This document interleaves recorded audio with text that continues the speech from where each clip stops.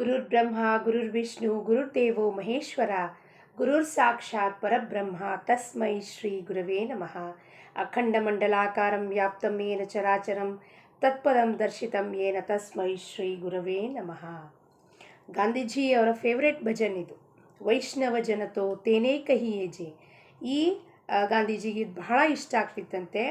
ಗುಜರಾತ್ನಲ್ಲಿರುವ ನರ್ಸಿ ಮೆಹ್ತಾ ಎಂಬುವ ಸಂತರು ಈ ಭಜನೆಯನ್ನು ಬರೆದಿದ್ರು. 400 ವರ್ಷದ ಹಿಂದೆ, ಗಾಂಧೀಜಿ ಹುಟ್ಟಕ್ಕಿಂತ 400 ವರ್ಷದ ಹಿಂದೆ ಈ ಒಂದು ಭಜನೆ ಕೃತಿಯನ್ನು ಬರೆದಿದ್ರು. ಇದರಲ್ಲಿ ಜನರಿಗೆ ಬೋಧನೆ ಮಾಡಿದ್ದಾರೆ. ಅವರು ಹೆಂಗಿರ್ಬೇಕಪ್ಪ, ನಾವು ಜಗತ್ತಿನಲ್ಲಿ ಯಾರು ಸಂತರಿರ್ತಾರೋ ಅವ್ರು ಹೆಂಗಿರ್ತಾರೆ, ವೈಷ್ಣವರಂದರೆ ಯಾರು, ವೈಷ್ಣವ ಜನತೋ ತೇನೇ ಕಹಿಯೇ. ವೈಷ್ಣವರಂದರೆ ಯಾರು? ಕೇವಲ ವಿಷ್ಣುವಿನ ಭಕ್ತ ವೈಷ್ಣವ ಅಲ್ಲ, ಯಾರು ಭಾಗವತ ಧರ್ಮದ ಧ್ವಜವನ್ನು ಎತ್ತಿ ಕೈಯಲ್ಲಿ ಹಿಡ್ಕೊಂಡಿರ್ತಾರೋ. ಭಾಗವತ ಧರ್ಮ ಅಂದರೆ ಏನು? ಮನುಷ್ಯತ್ವ, ಪರಪೀಡ, ಬೇರೆಯವ್ರಿಗಾಗ ದುಃಖ ತನಿಗೆ ಅನುಭವಕ್ಕೆ ಬಂದು ಅವರು ದುಃಖ ಕೂಡ ನನ್ನ ದುಃಖ ಅಂತ ಆ ದುಃಖವನ್ನು ನಿವಾರಣೆ ಮಾಡೋನು, ಅವ್ರ ಮನಸ್ಸಿಗೆ ಆನಂದವನ್ನು ಉಂಟು ಮಾಡೋನು, ಸಮಾಧಾನ ಉಂಟು ಮಾಡೋನು, ಅವನಿಗೆ ವೈಷ್ಣವ ಅಂತಾರೆ. ಆಗ ಮಹಾರಾಷ್ಟ್ರದಲ್ಲಿ ಭಾಗವತ ಧರ್ಮ ಸಂಪ್ರದಾಯ ವೈಷ್ಣವರು ಅಂದರೆ ಯಾರಪ್ಪ? ಆಮಿ ವೈಷ್ಣವ ನಾಚತಿ ಗಾತಿ ಅಂತ ತುಕಾರಾಮ ಸಂತರೆಲ್ಲ ಹೇಳ್ತಾರೆ. ನಾವು ವೈಷ್ಣವರು ಅಂತಂದರೆ ಏನು? ಯಾರು ಭಗವಂತನ ಧರ್ಮವನ್ನು ಹಿಡ್ಕೊಂಡಿರ್ತಾರೋ, ಎಲ್ಲ ಅಂತಃಕರಣ ನೊಂದು ಬೆಂದಿರುವಂಥ ಜೀವವನ್ನು ಅಪ್ಪಿಕೊಂಡು ನೀವೆಲ್ಲರೂ ನಮ್ಮವರು, ನೀವೆಲ್ಲರೂ ಬನ್ನಿ, ನಾವು ಭಗವಂತನ ಚರಣಕ್ಕೆ ಸೇರೋಣ ಅಂತ ಕರ್ಕೊಂಡು ಹೋಗೋರು ಭಾಗವತೋತ್ತಮರಿಗೆ ವೈಷ್ಣವರು ಅಂತ ಹೇಳ್ತಾರೆ. ನರಸಿ ಮೆಹ್ತಾದ ಈ ಕೃತಿಯನ್ನು ನೋಡೋಣ, ಅದರ ಮೇಲೆ ಚಿಂತನ ಮಾಡೋಣ, ಮನನ ಮಾಡೋಣ, ಮಥನ ಮಾಡಿ ನಮ್ಮ ಜೀವನದಲ್ಲಿ ಆ ಮಥನ ಮಾಡಿದಾಗ ಶುದ್ಧವಾದ ನವನೀತ ಬೆಣ್ಣೆ ಏನು ಬರುತ್ತೋ ಅದೇ ಶುದ್ಧ ಜ್ಞಾನ. ಶುದ್ಧ ಜ್ಞಾನ ಅಂದರೆ ಏನಪ್ಪ? ಭಗವಂತನ ಹೊರತಾಗಿ ಜಗತ್ತಿನಲ್ಲಿ ಯಾವುದೂ ಸತ್ಯವಿಲ್ಲ. ಭಗವಂತನ ಚರಣ ಹಿಡ್ಕೊಂಡಾಗ ಪರಮಾತ್ಮ ಸರ್ವಹೀಕರ್ತ ಪರಮಾತ್ಮ, ನಾಹಂ ಕರ್ತ ನಾಹಂ ಭೋಕ್ತ, ನಾನು ಕರ್ತಾನೂ ಅಲ್ಲ ನಾನು ಭೋಕ್ತಾನೂ ಅಲ್ಲ. ಮನಸ್ಸಿಂದ ಬಿಡುಗಡೆ ಹೊಂದು ಪರಮಾತ್ಮನ ಚರಣಕ್ಕೆ ನಾವು ಸಮರ್ಪಣೆ ಮಾಡಿದಾಗ ಆ ಪರಮಾತ್ಮ ನಮ್ಮನ್ನು ಉದ್ಧಾರ ಮಾಡ್ತಾರೆ. ಏನಪ್ಪ ಹೇಳ್ತಾರೆ ನರಸಿ ಮೆಹ್ತಾ?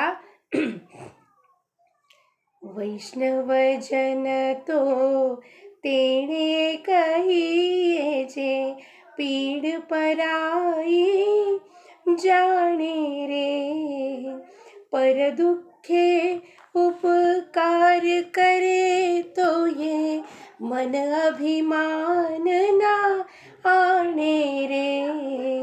वैष्णव जन तो तेणे कहिए जे. ವೈಷ್ಣವ ಜನತೋ ಯಾರಿಗನ್ಬೇಕಪ್ಪ? ಯಾರು ಬೇರೆಯವ್ರನ್ನ ದುಃಖವನ್ನು ಅರಿತುಕೊಂಡು ಅವರ ಮೇಲೆ ಉಪಕಾರವನ್ನು ಮಾಡಿದಾಗ ಅವ್ರನ್ನ ಎಲ್ಲರನ್ನು ಅಪ್ಪಿಕೊಂಡು ಭಗವಂತನ ದಾರಿಗೆ ಯಾರು ಹಚ್ತಾರೋ ಅವರಿಗೆ ವೈಷ್ಣವರು ಅಂತಾರೆ.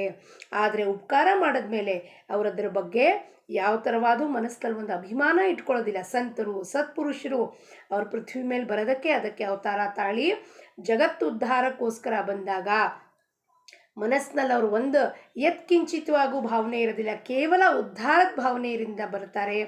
ನಾನು ಮಾಡಿದ್ದೀನಿ ಉಪಕಾರ ಇವರಿಗೆ ಅಂತಲೂ ಅವ್ರ ಮನಸ್ಸಿನಲ್ಲಿ ಬರೋದ. ಮತ್ತು ಅಭಿಮಾನನ ಆಣೆ ಇದೆ, ಆ ಮನಸ್ಸಿನಲ್ಲಿ ಅಭಿಮಾನವೇ ಬರೋದಿಲ್ಲ. ಯಾಕೆಂದರೆ ಅವ್ರು ಭಗವಂತನ ಹೊಂದಿರ್ತಾರೆ. ಭಗವಂತನ ಪ್ರಾಪ್ತಿ ಮಾಡ್ಕೊಂಡ ಮೇಲೆ ಅವ್ರ ಕೆಲಸ ಏನಪ್ಪ? ಜಗತ್ತಿಗೆ ಆನಂದವನ್ನು ಹಂಚೋದು. ಯಾರು ದುಃಖಿತರಾಗಿದ್ದಾರೆ, ಪೀಡಿತರಾಗಿದ್ದಾರೆ, ಯಾರ ಮನಸ್ಸಿಂದ ಗೊಂದಲ ಹೊಂದು ಬೇಸರ ಪಟ್ಕೊಂಡಿದ್ದಾರೆ ಅವರನ್ನು ಕರ್ಕೊಂಬಂದು ಭಗವಂತನ ಕಡೆ ಹಚ್ಚಿ ದೇವರ ನಾಮಕ್ಕೆ ಹಚ್ಚೋದು, ಅವರಿಗೆ ಭಗವಂತನ ಮಹತ್ವವನ್ನು ತಿಳಿಸಿ ಹೇಳೋದು, ಅದನ್ನೆಲ್ಲ ಕೆಲಸಗಳು ಯಾರು ಮಾಡ್ತಾರೋ ಅವರಿಗೆ ವೈಷ್ಣವರು ಅಂತಾರೆ.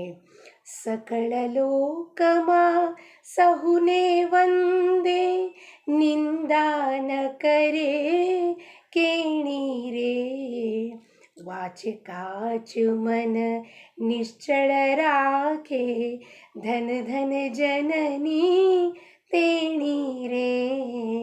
वैष्णव जन तो तेणे कहिए जे. ಸಕಲ ಲೋಕಮ ಸಹುನೆ ಒಂದೇ, ಸಕಲ ಲೋಕವನ್ನು ವಂದನೆ ಅಂದರೆ ಸರ್ವಾಭೂತಿ ಭಗವತ್ ಭಾವನೆಯಿಂದ ನೋಡಿ ಎಲ್ಲ ಜಗತ್ತಿಗೂ ಅವರು ವಂದನೆ ಮಾಡುತ್ತಾರೆ. ಜಗತ್ತಲ್ಲಿ ಭೇದ ಭಾವ ಇಲ್ಲ. ಇವನಿಗೆ ನಮಸ್ಕಾರ ಮಾಡಬೇಕು, ಅವನಿಗೆ ನಮಸ್ಕಾರ ಮಾಡಬಾರ್ದು, ಇವನ ಜೊತೆ ಮಾತಾಡಬೇಕು, ಅವನನ್ನು ನೀಚ ಇದ್ದಾನೆ ಅಂತ ಅವನನ್ನು ನೋಡಬಾರ್ದು. ಶ್ರೀಮಂತ ಬಡವ ಇಲ್ಲ, ಲಿಂಗಭೇದ ಇಲ್ಲ, ಸ್ತ್ರೀ ಪುರುಷ ಇಲ್ಲ. ಇಲ್ಲಿ ಎಲ್ಲರಿಗೂ ಒಂದೇ ಸಮತ್ವ ಭಾವದಿಂದ ವಂದನೆ ಮಾಡ್ತಾರವರು. ಯಾರನ್ನು ನಿಂದಿಸೋದಿಲ್ಲ, ಯಾರನ್ನು ದೂರ ಮಾಡೋದಿಲ್ಲ. ಹೇಗೆ ಯಾರನ್ನು ನಿಂದಿಸೋದಿಲ್ಲ ಅಂದರೆ ವಾಚ ಕಾಚ ಮನಸ್ಸು, ಅಂದರೆ ಕಾಯ ವಾಚ ಮನಸ್ಸಿಂದ ತ್ರಿಕರಣ ಶುದ್ಧಿಯಾಗಿದ್ದಕ್ಕೆ ಚಿತ್ತಶುದ್ಧಿಯಿಂದ ಅವರು ಕಾಯಿಕವಾಗಿ ಯಾವುದೇ ಕರ್ಮದಲ್ಲಿ ಯಾರದೂ ನಿಂದನೆ ಮಾಡಲ್ಲ, ವಾಚಾದಿಂದ ಮಾತಾಡುವಾಗೂ ಕೂಡ ಮಾಡೋದಿಲ್ಲ, ಅಥವಾ ಮನಸ್ಸಿಂದನೂ ಕೂಡ ಯಾರಿಗೂ ಮಾಡೋದಿಲ್ಲ. ಅಂಥವರ ಜನನಿ ಯಾರು ಜನ್ಮ ಕೊಟ್ಟಿದ್ದಾಳೋ ಅಂಥವ್ರ ಜನನಿ ಧನ್ಯನಾಗಿದ್ದಾಳಪ್ಪ. ಅಂಥ ಒಂದು ಮಗುವಿಗೆ, ಅಂಥ ಒಂದು ಕೂಸಿಗೆ, ಅಂಥ ಒಂದು ಸಂತನಿಗೆ ಜನ್ಮ ಕೊಟ್ಟಿದ್ದಾಳೆ. ಅದಕ್ಕೆ ಅವಳು ಏನಿದ್ದಾಳಪ್ಪ, ಧನ ಜನನಿ ತೇಣಿರೆ, ಅವನ ಮಾತಾ ಧನ್ಯಳಾಗಿದ್ದಾಳೆ. ಇಂಥ ಕೂಸಿಗೆ ಜನ್ಮ ಕೊಟ್ಟಿದ್ದಕ್ಕೆ ಧನ್ಯಳಾಗಿದ್ದಾಳೆ. ಸಮದೃಷ್ಟಿನೇ ತೃಷ್ಣಾ ತ್ಯಾಗಿ ಪರಸ್ತ್ರೀ ಜೇಣೆ ಮಾತರೆ, जिह्वा थकी असत्य न बोले, परधन नव झाले हात रे, वैष्णव जन तो तेणे कहिये जे. ಸಮದೃಷ್ಟಿನೇ ತೃಷ್ಣಾ ತ್ಯಾಗಿ. ಸಮದೃಷ್ಟಿ ತೃಷ್ಣಾ ತ್ಯಾಗಿ ಅಂದರೆ ಆಸಕ್ತಿಯನ್ನು ತ್ಯಜಿಸಿ ಸಮದೃಷ್ಟಿಯಿಂದ ಎಲ್ಲ ಜೀವನದ ಪರಿಸ್ಥಿತಿಯನ್ನು ಸಮದೃಷ್ಟಿಯಿಂದ ನೋಡ್ತಾನ ಭಕ್ತ. ಅಂದರೆ ಪರಮಾತ್ಮ ನಿನ್ನ ಇಚ್ಛೆಯಿಂದ ನನ್ನ ಜೀವನ ನಡೀತಾ ಇದೆಯಪ್ಪ. ಅಲ್ಲಿ ಸಮತ್ವ ಭಾವನೆ ಬರುತ್ತೆ.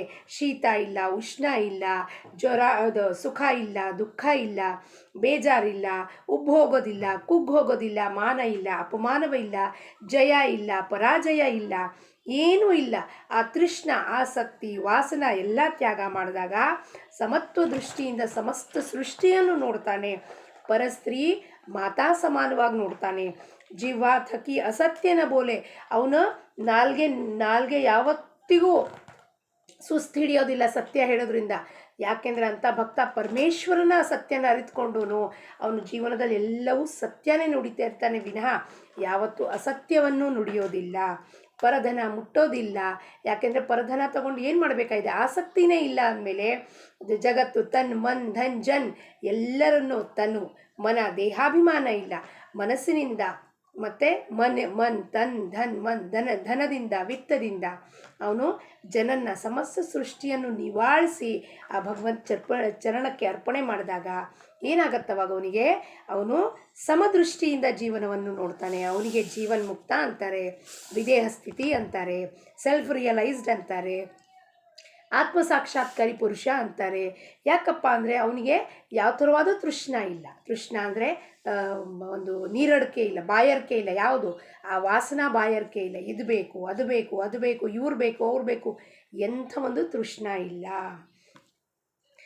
मोह माया व्यापे नहीं जेणे, दृढ़ वैराग्य जेणा मन मारे, राम नाम शू ताली रे लागी, सकळ तीर्थ तेना तन मारे, वैष्णव जन तो तेणे कहिये जे.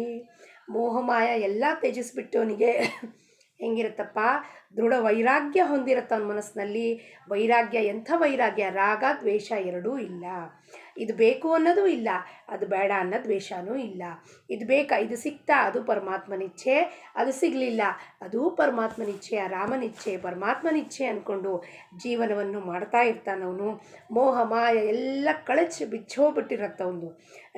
ರಾಮನಾಮಶೂ ತಾಳೀಲಾಗಿ. ರಾಮನಾಮಶೂ ತಾಳೀಲಾಗಿ ಅಂದರೆ ಆ ಮನಸ್ಸು ಪರಮಾತ್ಮನಲ್ಲಿ ಒಂದಾದಾಗ ಅನಹತ್ ನಾದ ಕೇಳ್ಸಕ್ಕೆ ಶುರುವಾಗತ್ತೆ ಅವನಿಗೆ. ಅಂದರೆ ಆ ಭಗವಂತನ ನಾದ ಕೇಳ್ಸಕ್ಕೆ ಶುರುವಾಗತ್ತಲ್ಲಿ. ಅಂದರೆ ನಾನು ಸೋ ಅಹಂ, ನಾನೇ ಪರಮಾತ್ಮನ ಸ್ವರೂಪ ಅಂತ ಆ ಒಂದು ಸೌಂಡ್ ಕೇಳ್ಸಕ್ಕೆ ಶುರುವಾಗತ್ತೆ. ಎಲ್ಲ ಸಕಲ ತೀರ್ಥಗಳು ಅವನಲ್ಲೇ ಅವನ ಈ ದೇಹದಲ್ಲೇ ಎಲ್ಲ ತೀರ್ಥವೂ ಇದೆ. ಹಂಗಂದ್ಮೇಲೆ ಅವನು ಯಾವ ಗಂಗಾ ಸ್ನಾನ ಮಾಡಬೇಕು, ಯಾವುದು ಗೋದಾವರಿ ಸ್ನಾನ ಮಾಡಬೇಕು, ಯಾವ ಕಾವೇರಿ ಸ್ನಾನ ಮಾಡಬೇಕು, ಎಲ್ಲ ಸಕಲ ತೀರ್ಥವೂ ಅಂದರೆ ಅಷ್ಟು ಶುದ್ಧತ್ವವನ್ನು ಅವನು ಹೊಂದಿರ್ತಾನೆ. ಎಲ್ಲ ತೀರ್ಥವೂ ಅವನ ಈ ದೇಹದಲ್ಲೇ ವಾಸ ಮಾಡುತ್ತಿರುತ್ತೆ. वणलोभीने कपटरहित छे काम क्रोध निवार्या रे भणे नरसैयो तेनु दर्शन करता कुल एको तेर तार्या रे. ಏನು ಹೇಳ್ತಾರೆ, ಕಪಟ ಇಲ್ಲ ಅವನಲ್ಲಿ, ಕಪಟರಹಿತವಾಗಿದ್ದಾನೆ, ಲೋಭ ಇಲ್ಲ, ಏನೂ ಇಲ್ಲ, ಕಾಮಕ್ರೋಧನ ನಿವಾರಣೆ ಆಗೋಗಿದೆ, ನಿರಸನ ಆಗೋಗಿದೆ, ಅಷ್ಟು ತೇಜಸ್ ಹೋಗಿದೆ, ವಿಕಾರಗಳೇ ಎಲ್ಲವೂ ಸುಟ್ಟು ಬೂದಿ ಆಗೋಗಿದ್ದಾವೆ. ಅದಕ್ಕೆ ನರಸಿ ಮೆಹತಾ ಅಂಥವನೊಬ್ಬ ಭಕ್ತನ ದರ್ಶನ ಮಾಡಿಕ್ಕೆ ಇಚ್ಛೆ ಪಡುತ್ತಾನೆ. ಯಾರ ದರ್ಶನ ಮಾತ್ರದಿಂದ ಏಕೋತ್ತರ ಕುಲಕೋಟಿಗಳು ಎಲ್ಲ ಸಮಸ್ತ, ಅವನು ಒಬ್ಬನೇ ಅಲ್ಲ, ಅವನ ಕುಲಕೋಟಿಗಳು ಉದ್ಧಾರ ಆಗಿ ಹೋಗುತ್ತೆ.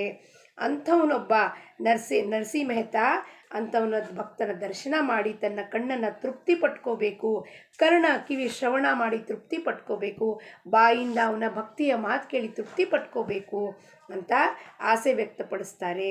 ನರಸಿ ಮೆಹತಾ ಅವ್ರ ಚರಣಕ್ಕೆ ಈ ಕೃತಿಯನ್ನು ಅರ್ಪಿಸುತ್ತಾ ಎಲ್ಲರಿಗೂ ಆ ಭಕ್ತಿ ಭಾವ ದೃಢವಾಗಲಿ, ಮೂಡಲಿ, ನಮ್ಮ ಜೀವನದಲ್ಲಿ ಪರಮಾತ್ಮನ ಸಾಕ್ಷಾತ್ಕಾರ ಆಗಲಿ ಅಂತ ಪರಮಾತ್ಮನಲ್ಲಿ ಪ್ರಾರ್ಥನೆ ಮಾಡುತ್ತಾ ಲೋಕ ಸಮಸ್ತ ಸುಖಿನೋ ಭವಂತು. ಸದ್ಗುರು ಚರಣಾರವಿಂದಾರ್ಪಣಮಸ್ತು. ಜೈ ಗುರುದೇವ್.